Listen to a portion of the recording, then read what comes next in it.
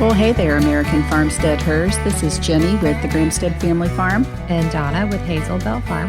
And we are coming to y'all from Northeast Florida as two Farmsteadhers doing our best to grow our own food and share our homesteading experiences with you in hopes that you would grow a little bit of food of your own. Yeah, and this week we are talking the fun topic of training your dairy cow because that's what's going on. Because that's what we are in the thick of. Yeah, so Jenny has a dairy cow who has been milked before. Came from my farm. Yes. Miss Maple. Yes. And before she came to me, she had been milked as well. So she knows the ropes, but she's going to need a refresher. Yeah, she may know the ropes, but she's also been out on pasture at my house running wild with everybody else. With the beef cows. She thinks she's a beef cow now. Yeah. So I've been realizing that, okay, it's really time to start working with her. Yeah. We figured that her due date was probably early February. Mm-hmm. So I feel like I still have a good amount of time. Yeah. But it's time to start. Yeah. She's a really easy-going cow, too. Yeah. So when I got her, she was trained to a bucket. She didn't walk on a rope very well, I guess. And we don't really know her history before the last people had gotten her. Okay. And but she easily trained on a rope. So I really don't think you're going to have too much trouble with her. Yeah, I think it'll be fine.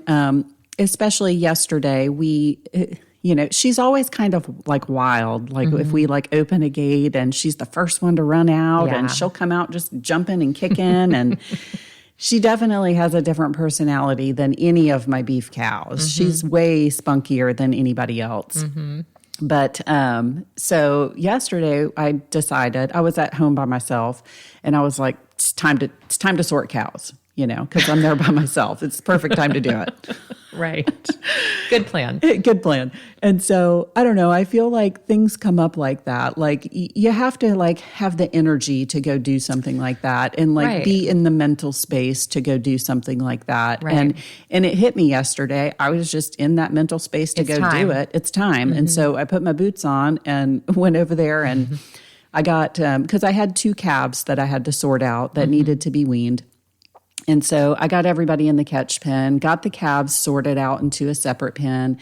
And the plan was just to run everybody. And I had to put everybody in there because everybody's going to go in there. Right. And that's always easier to do them all. Then sort out who you don't want. And then sort out who you don't want. Yeah. Right. And so the plan was to run everybody through the chute, let them out if they needed out, and then to get Maple all the way into the end of the chute and pin her up in there. So I got everybody sorted and ran through, and then Tori shows up like at the end of it. Of course. Perfect. When I only had Maple left in the pen. So, and I really did need another set of hands. So I was going to stop and wait for him because I didn't want to try to put her halter on by myself. So, so he shows up and it's not that she's mean. Let me just interject. It's just she doesn't want you to put it on. She just doesn't want it. Yeah. Just more than one set of hands is needed. Yeah. Well, in the way that our chute is built, somebody has to hold it closed behind her. Okay. So we need to fix that. But so anyways, he had to hold it closed. Yeah. And the halter actually went on her very easy. Yeah. I mean, because she knew she wasn't getting out. Right. She couldn't really move or go anywhere. So, she dropped her head once. And then as soon as she picked it back up, I mean, I slipped it right on. I was like, wow, that went really well. I'm a farmer. Yeah, that's funny. Yeah. So, but like I was saying, she's normally like really spunky and energetic. And it was weird. Like I got that halter on and I let her out of the chute and she was very calm. Submissive. She went submissive. Yes. She did. It was like she remembered. She was like, oh, okay. Yes. Yes. There's something humbling to the cow about getting a halter on them, for sure. Mm-hmm. It's like they suddenly realize they're not necessarily in control. Yeah. She could be. She could have gone crazy, right? Right. She could have done any number of things. Which normally she would be crazy coming out of a gate, right. But she was not crazy when I let her out. And Maple will let me like pet her, like, she'll let me scratch her head, but not for a very long time. Yeah, she doesn't want to be besties. No. Yeah. She doesn't. But with that halter on, she let me pet her all over. So I was like, wonder if it was torturous for her. That's so crazy that something that simple like changed her behavior. Yeah, yeah. I was shocked. Do you have a brush, like a little scrubby brush for her? I have one, but she will like that. Okay. Yeah. Use a scrubby brush like on her jawline. Okay. On her neck. Yeah. And just long strokes with that brush. She'll love that. Okay. You will be besties. Yeah. So yeah, I basically have to redo everything that I did yesterday. I was so proud of myself, because I sorted all those cows all by myself. You did good. And then it was a good day. It was a good day. Got the halter on and it didn't take forever. And I woke up this morning to one of the calves was out in my front yard running around. And I was like, crap, I haven't even had coffee yet. Okay, I'll put my boots on, go outside, figure out what the heck is going on. So one of the calves was in the front yard. And then the other calf that had been sorted out was already back with his mama. Oh, geez. And then I look at Maple to check on Maple, and she's got her halter halfway off. It's like... Okay, but that can be remedied. You still did good. Right. I'm like, okay, redo on yesterday. Everything's a learning experience. So let that encourage you guys as listeners. Like, we don't know everything. No. And a lot of times we are flying by the seat of our pants, and we're just doing the best we can do day to day. And if it's wrong, then we learn from it and move forward. Yeah. I learned that halter is not going to work for Maple. Yeah. I need a different one. I don't like the way that the chain dangles on it. It just doesn't, it just seems really loose. Yeah. That's like a show halter. It's really good for using when you're with her, but it's not good for leaving on. Yeah. So you learned something. I did. Right. Right. Yeah. Yeah. So redo. I don't know. I might try again next weekend or whenever the mood strikes. Yeah. Well, that's cool. I'm glad that you got that much done and felt good about it. Yeah. So from here, new halter, get halter back on. And then what's my next step? So I would start spending some time with her tied up or not necessarily tied up. You can do tied up, but you could also do just walking her. Yeah. Just letting her see that you are in charge. Right. The rope is in charge. Right. I don't think she'll fight too much. And then you want to get your milking space set up. Yes. At some point before she calves so that you can get her into the routine of walking her in, give her a little treat. This is where you're going to eat, and then start touching her all over, including her udder. You don't want to play with her teats. Yeah. You don't want her to let down or anything like that. You don't want to try to express anything, but definitely touching her. And so the brush will come in handy for that and make it an enjoyable experience for her, and then you can, from there, if you get that much done a pretty good time before she calves, you can start working on commands. And so there's a few simple words that my veteran girls know that work for me. Okay. And so just easy word, like step is used most often, step and back. Okay. So if somebody's coming in and they're not supposed to come in, I can yell at them back and they know what that means. That doesn't necessarily mean that they're going to do it. I mean, it's kind of like, dangling treats in front of dogs and expecting them to not grab at it. But they do know back. And so I can use that as I'm pushing them out. But step I use all the time because, they shift their feet as they're in there eating. Yeah. And reaching around for the right morsel of food, right? And that affects how milking goes. So even we're machine milking, and so it affects how the inflations fit on the teats. And I'll have to, oh no, your feet are too close together. We're catching air, kind of thing. Step, and I push on the leg that I want them to step with, and they'll step. Okay, because you can't make them do it. If they don't want to step, they're not going to step. No. Like they might kick you. No, if a cow doesn't want to move, a cow is not moving. Hershey did that to me yesterday in the pen when I was trying to get her to move through the chute. Mm-hmm. She literally stood in the doorway of the gate in everybody's way for like the longest time. Everybody went through before she did, and she did not move out of the way of that gate. What a butt. That's funny. That's funny. And there was nothing that I was going to do that was going to make her move. And she's your one big girl. Yeah. Yeah. I'm the big girl. I'm the queen. Everybody look at me. That's funny. Yeah. So that's all good stuff to get you ready and to get her ready. I wouldn't feed her any grain at this point. You have quite a while to go before I would introduce grain. I don't give my dry dairy cows grain until about 2 weeks from their due date. Okay. And even then, that was my next question. Yeah. When do I introduce grain? Yeah. Because otherwise, you don't want to grow a baby that's too big. No. So, yeah. And about 2 weeks before their due date, I'll start them on like half a scoop at a time. Okay. And then work up to a scoop. Mm-hmm. And then so that when they calve, they've been getting a scoop or two a day. Okay. Maple will probably be fine with a scoop a day. Yeah. She holds weight pretty easily. Yeah. She doesn't like fly through feed. She doesn't like speed eat like some of them do. That's good. Yeah. Yeah, that you will appreciate that. Yeah. So, and then just know that even if you've done all of those things, she may not want to be milked. Right.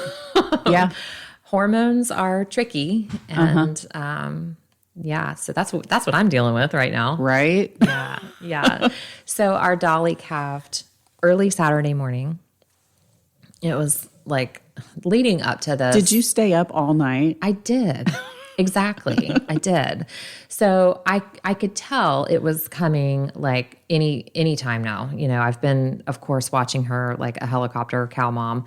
And I was out there repeatedly on Friday. And like her attitude was definitely different. And so for the last couple of weeks, I've been bringing her into the milk stanchion. I've been touching all over her udder. She has not cared, not the tiniest little iota. Okay, touch me wherever you want to touch me. Right. You know, she doesn't so much as think about lifting a foot. And so, Friday, I touched her udder in the field and she was like, oh no, nuh-uh. And that was the day before. That was the day before. She didn't like it. I said, okay. Well, I thought it was going to be Friday. Right. So you're thinking, oh, she's just probably in early labor and doesn't want to be touched. Right. And I figured like her udder was filling. Like she's probably sore. It probably hurts. Yeah. She's in early labor. She doesn't want to be touched. She had separated herself from everybody else. Yeah. And she had like a handful of contractions here and there over the last week. So like I could tell.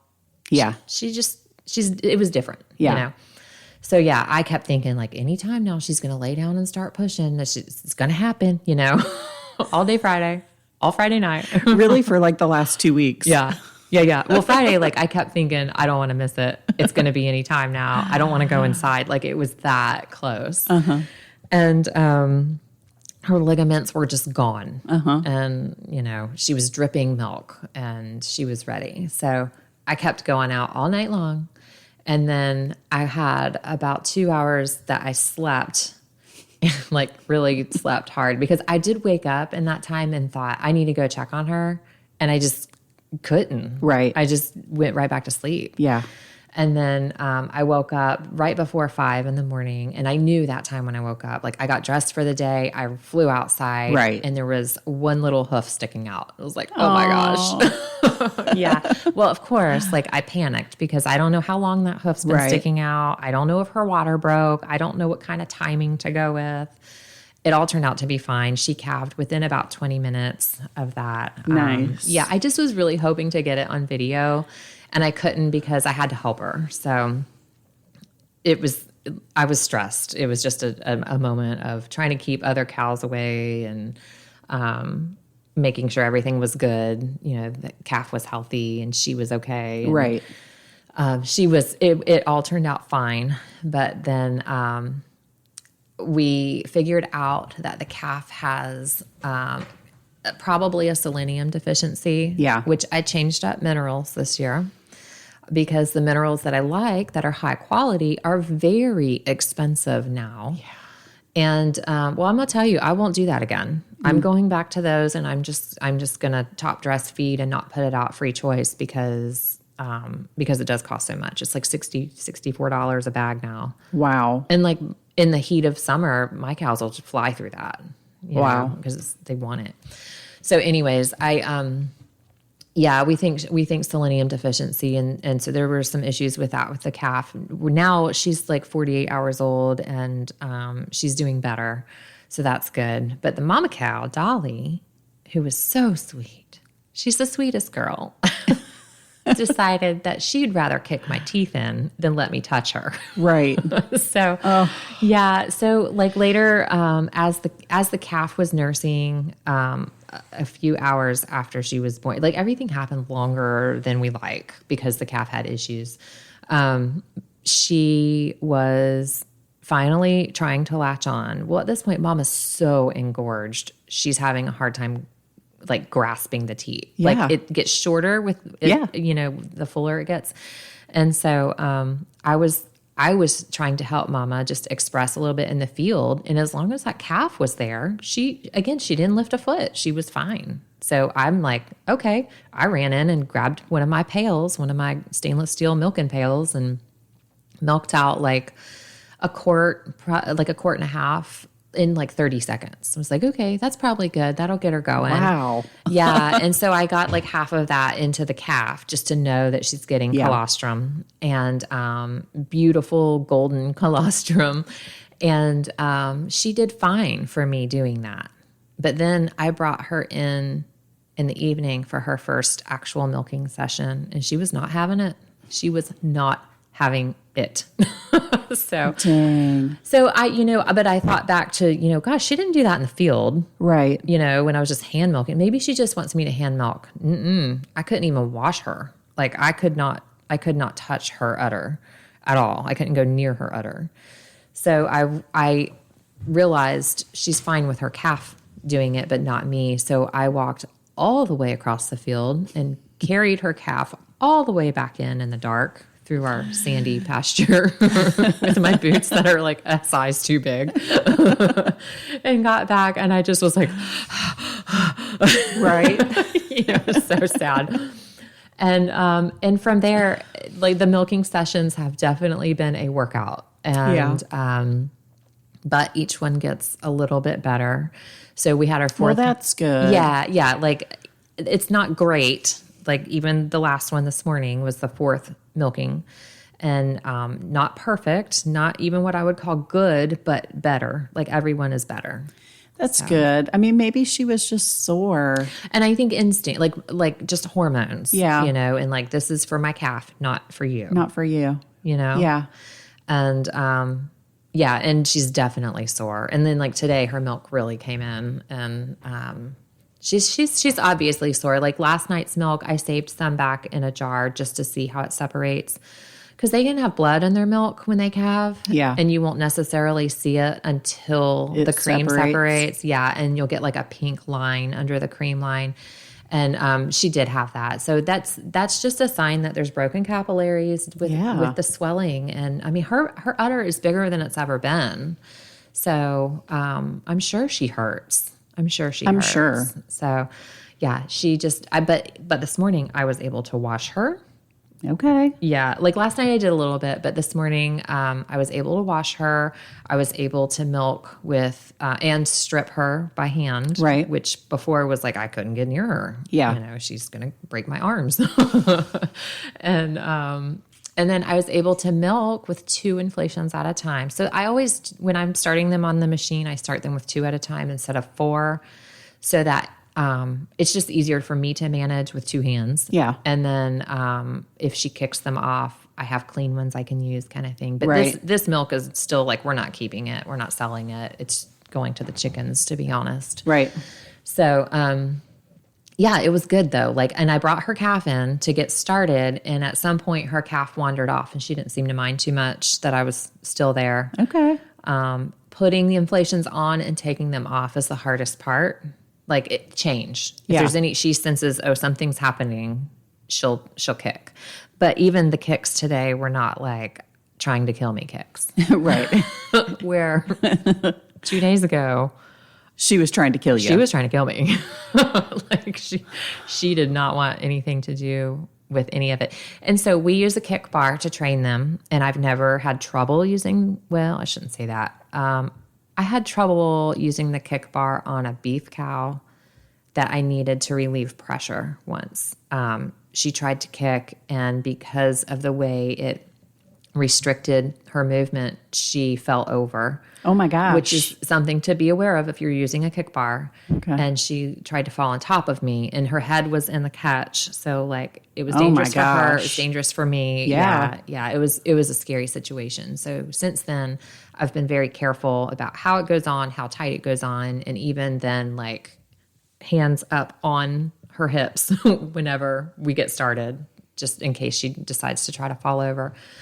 But this girl saw the kick bar coming, and no, you're not putting that on me. Which is so funny because this cow was raised by FFA and 4-H kids. Right. So like, she is tame. She's extremely tame. Yeah. She's extremely gentle. She did not care at all that we were there with her baby. Like sometimes you worry about aggression with some cows. Right. That was never even a thought with her. I mean, obviously you always kind of, you're guarded with animals, you know, they're animals. They're big. They're big. Right. She's big. She's a big girl. But no, I've never had any trouble with her at all, or even thought about trouble with her. But this is different. So she's not been milked before. So yeah, it's been fun. Right. It's been real fun. But she's doing better. So to the point where I came in this morning with my arms raised, and I, victory is mine today. For right now, for right this second. Right. Today was good. Now tonight may not go so well. Right. But a couple of things that you can think about, like just keep in mind that tonight might not go as well as this morning did. Like you might take one step back every now and then, 2 steps forward, 1 step back kind of thing. And so you're milking twice a day on that cow. Yes. Okay. Why are you doing twice a day? Because she definitely needs it. Like her udder because she's just so full. Yes. And so most of your Jersey cows are going to need that in the beginning. Most dairy cows are going to need that in the beginning. Your dual purpose breeds, maybe not so much. Okay. So if you have like a Devon, or a milking shorthorn, or maybe like a beef cross, right? Something like that. I know. I can't wait to see what Maple has. I know. It's going to be cute. It's going to be cute. It's going to be very cute. I'm thinking it's probably going to be black because black is dominant and your bull is black, but maybe like a little flashy chrome. I know. Some white spots. I can't wait. It'd be fun to see.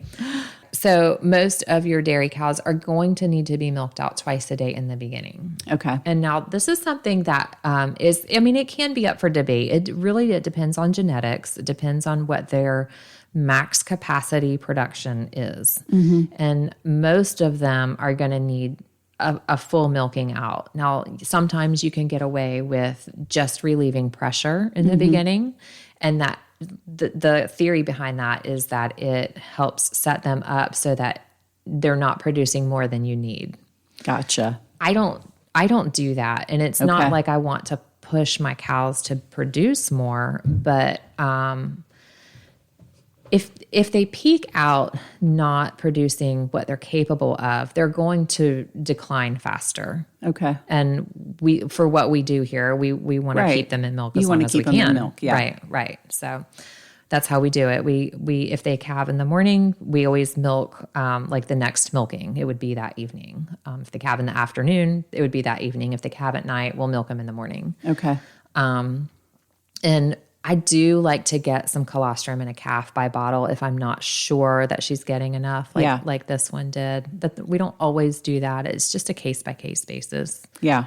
And then, she's done well. So we'll keep her on twice a day until I don't need to. And there's no like for 4 weeks or for 6 weeks or whatever. It just depends. Yeah, it just depends on how much the calf is taking. And at some point, I'll go out there to milk in the evening, and the calf will have done a good enough job during the day that I'll only get a quart or a half a gallon or Right. something like that when I know that her capacity is 6 gallons or, Right. something like that. Right. So at that point, I'll say, okay, I can cut off my nighttime milkings. And now if like a working dairy is going to pull the calf at a day old, they're going to get colostrum, then they're going to pull the calf, and they're going to put mama right on the milking line, and they're going to milk twice a day. Typically, like 90-something% of your dairies are going to operate that way. Yeah. And they'll milk twice a day until they dry off. But we just don't do that. I like to calf share. I like to keep a calf with mama. And I mean, I have more going on than just milking cows. Yeah. Yeah. Like I have a family. I want to garden. I have other stuff happening. So Yeah. not much of a social life, but you know. Mm-hmm.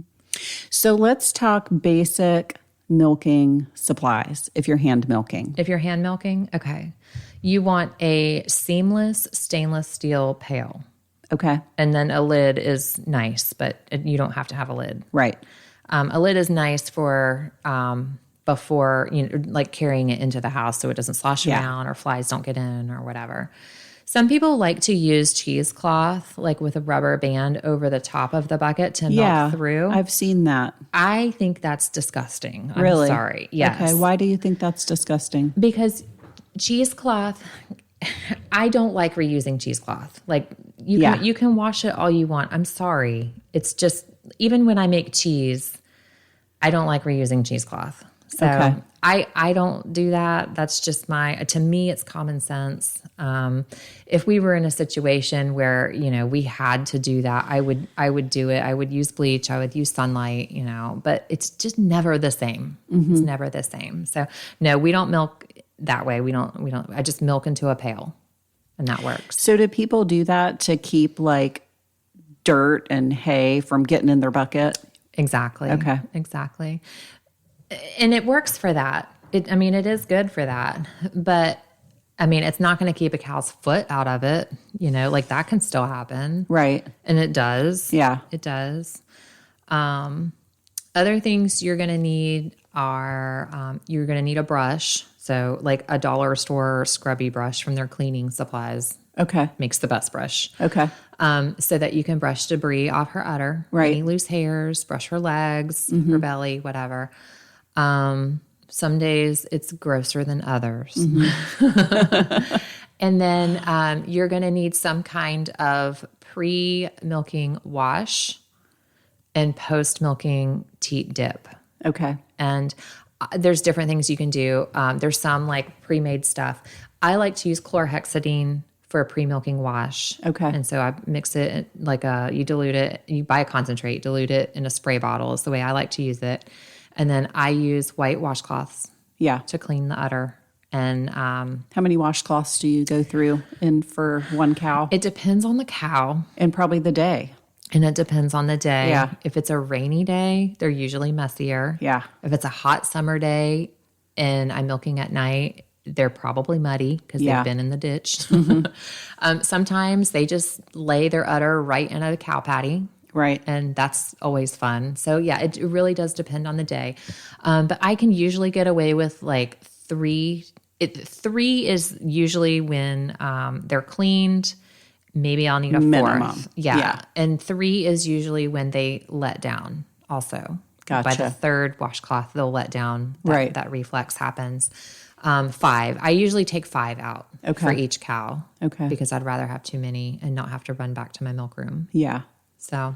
And so you have a bucket for those. I have a bleach water bucket for those. Yeah. Yeah, I do. Like your soapy water bucket. Oh, yeah. And then you have a bleach bucket to store them in until they're washed. Right. Yes, exactly. So when I go out, if I'm hand milking, when I go out, I take my steel pail, my stainless steel pail. I take your brush, my brush, your wash, my washcloths. Now, are you spraying the chlorhexidine on, or are you putting that in the water? I'm spraying them. Okay. Mm-hmm. And then you just have like warm water in a bucket. Yeah, and like a drop of dish soap. Okay. Yeah. And I'm using, I like to use a thermos the best because it keeps your water hot. going to where you're going. Okay. And I've used a thermos for a long time, but it broke this year and I just haven't bought a new one. So I am using, actually, it's a 1 gallon milk pail with a lid, a stainless steel milk pail. So I do like to do that too, especially like if you're learning or the cow is learning. I like to use separate buckets with lids. So I'll use my big pail that I'll milk into. Okay. And then I'll stop and pour it off into something with a lid so that in case she kicks the bucket, you don't lose the whole thing. Yeah. Yeah, that's smart. Yeah. So that works out for us. And then after milking, I dip them with iodine. Okay. So I think it's a 5% or maybe it's 9%, just that you get at your feed co-op. Right. So what is your opinion on using alternative cleaners and dips and stuff? Like I know I've heard of people doing like apple cider vinegar washes and like, I mean, for somebody who's doing like just the home dairy cow, you know, not necessarily selling milk to people. Right. I don't play around with it. Right. I don't play around with any of that. I'm not using essential oils to wash her udder. Some of those are useful in certain cases, but I'm not using it as a cleaner. Yeah. I'm sorry. There's no studies that back it. I'm not trusting it. Okay. So, and you know, to do what we do to sell is, we're bigger than what we need to be. We're doing more than what our family needs. Right. But I don't sell anything that I wouldn't have for my own family anyways. Like, what we get is the same stuff that everybody else gets. Yeah.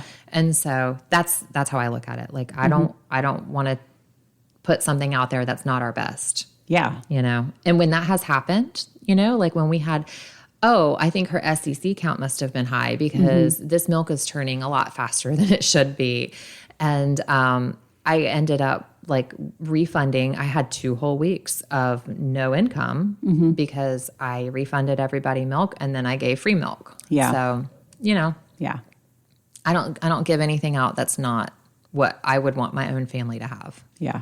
Other things, I mean, that's really like the basic thing. If you're using a machine, you're going to need a machine wash.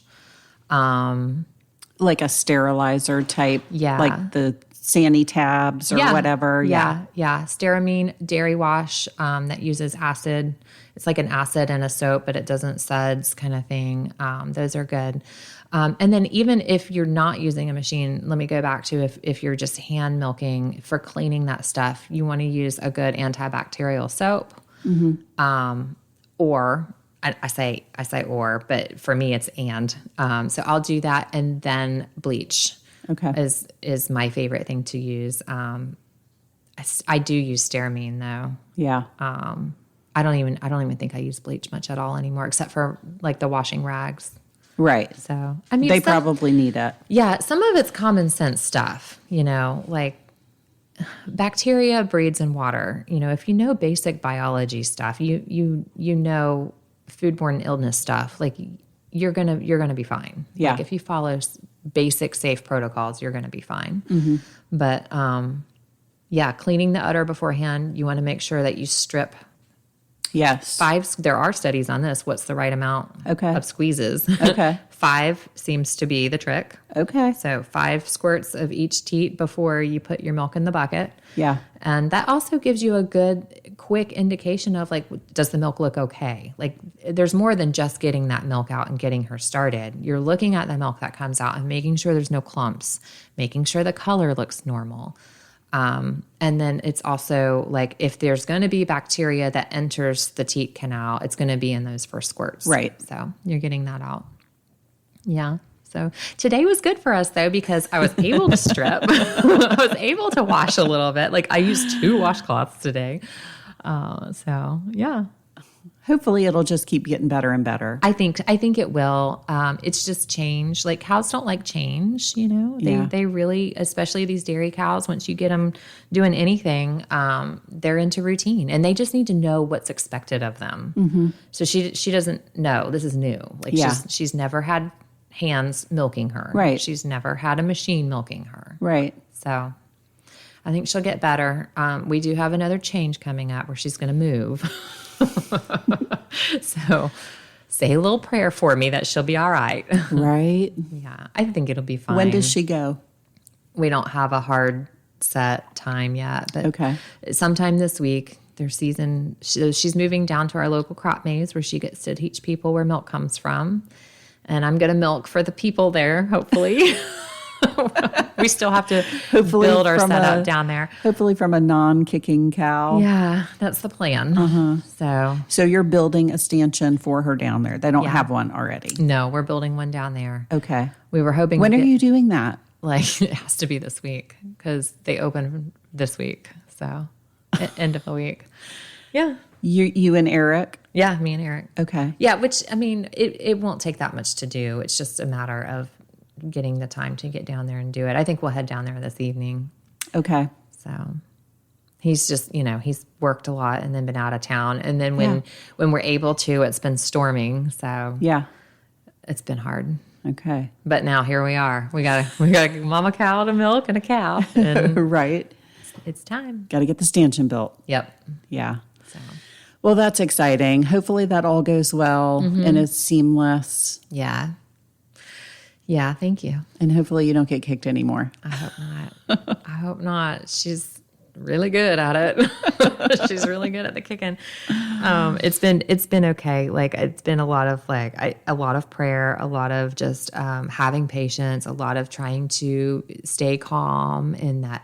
Right. Like I said, like, it needs to be an enjoyable time. Like, if it's crazy and chaotic and I'm yelling at her or smacking her or, and she's constantly kicking, she's not going to want to come back in there. No. And I mean, if she does just for the feed, she's not going to want to cooperate. Right. So, yeah, it's a mutual expectation thing. Yeah. It's a relationship that you're building for sure. Absolutely a relationship. Yeah. Yeah. So I really wanted to quit like yesterday. I really was ready to throw in the towel. And then I sat back and thought, okay, wait, this whole thing has been in the works for over a year. Like, I can't just quit because it got hard. No. She's been extremely easy. Like, she was easy to breed. She's easy to keep. She's, she doesn't eat a lot for her size.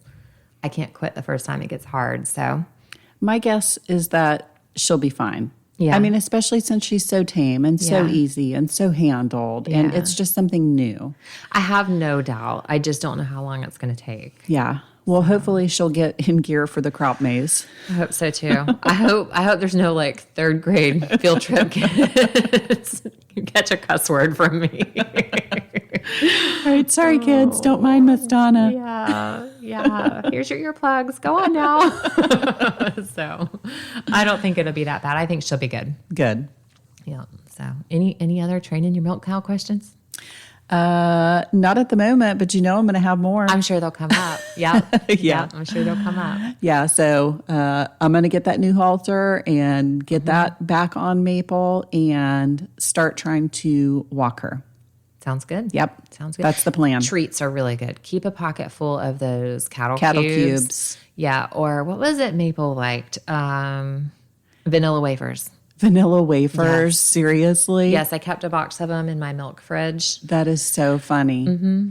Well, to get her to come all the way to the end of the chute, I didn't have any cow feed. I just had chicken feed. And so I put a small scoop of chicken feed there at the end of the chute to get her to come all the way down there. And this morning when I was feeding the chickens, she heard that feed scoop go through that feed and she immediately ran over to the fence where's mine? Where's mine? I'm like, are you serious? Yeah, it does not take long. I know. That's funny.